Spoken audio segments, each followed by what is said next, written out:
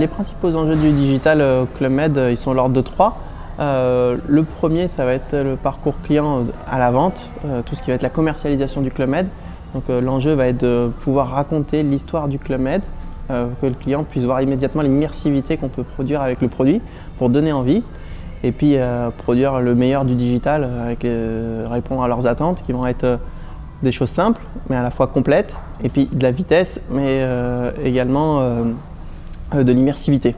Donc si pour le client est quelque chose de naturel, pour nous est quelque chose d'une complexité qu'on doit gérer. Ça c'est le premier enjeu, pour la partie commerciale.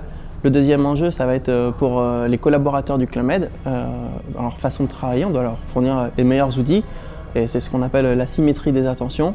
On est totalement vers le géoconnecté puisqu'on a mis en place un outil qui s'appelle Workplace, une solution Facebook qui est l'équivalent du Facebook que tout le monde connaît mais pour l'entreprise.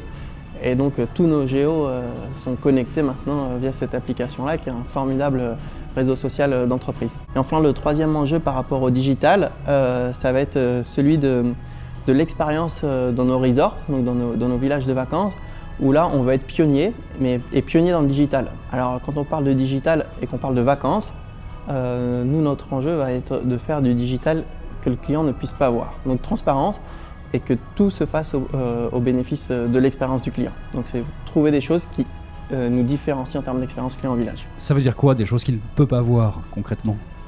Ça veut dire la simplicité. Donc par exemple, un client quand il va réserver son séjour, à l'avance il va pouvoir réaliser son pré-check-in et son pré-check-out. Ça veut dire que quand le client arrive en village, il n'a plus besoin de passer à la réception, et quand il part, il n'a plus besoin d'y passer également. Voilà. Pour le client, le digital fait tout, lui ne voit rien.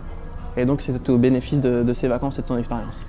Je pense que ce qu'il faut faire, c'est s'organiser de façon digitale, donc travailler avec la méthode agile et faire confiance aux développeurs, et puis avoir une feuille de route claire et au moins 3, 4, 5 ans, parce que le digital c'est une véritable transformation et c'est un cap à passer, et c'est un projet qu'il faut bien penser en amont avant de s'y lancer. Après, ce qu'il ne faut pas faire, là je ne saurais pas donner de conseils, chacun apprend en marchant. Voilà, non, c'est ce qu'on dit, essayer, et puis apprendre de ses erreurs et recommencer, mais il n'y a pas de bonne solution.